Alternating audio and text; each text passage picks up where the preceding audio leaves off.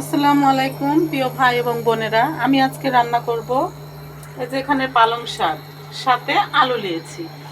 এগুলা ভালোভাবে কেটে পরিষ্কার করে একেবারে ধুয়ে নিয়েছি, দেখেন, দিয়ে পানিও ঝরিয়ে নিয়েছি। এখন আমি এটা চাপিয়ে দেব সিদ্ধ।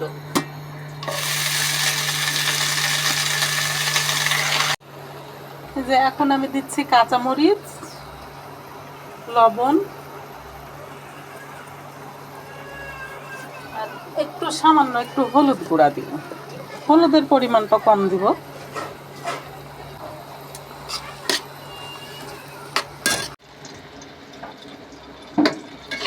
একটু পানি বের হয়েছে, তো পানিটা মারা লাগবে।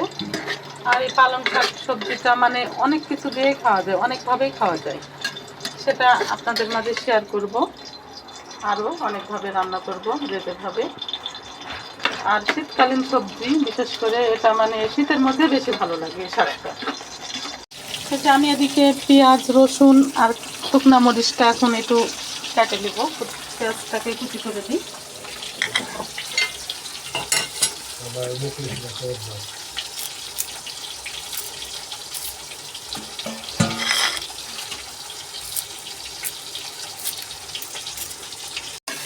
এই যে শাকের পানিটা আমার শুকিয়ে গেছে।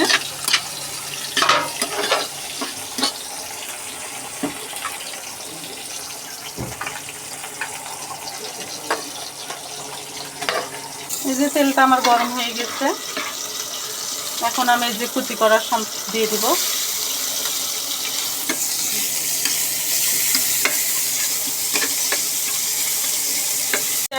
আমার পেঁয়াজগুলো এখন হয়ে গেছে, এখন তেলে দিয়ে দিব।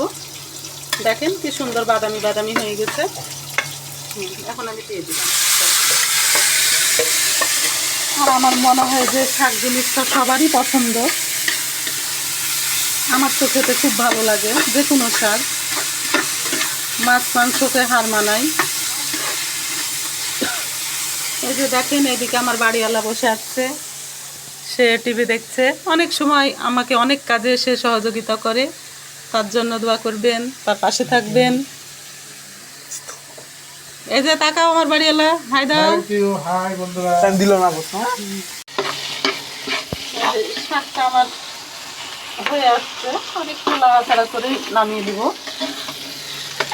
দেখেন দেখতে তো বেশ ভালো লাগছে, সবুজ সবুজ।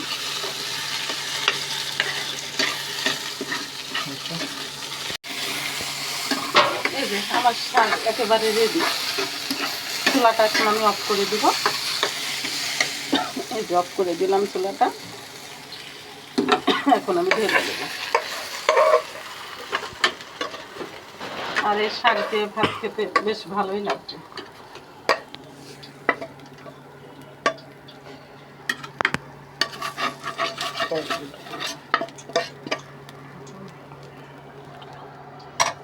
এই যে দেখেন কি সুন্দর হয়েছে।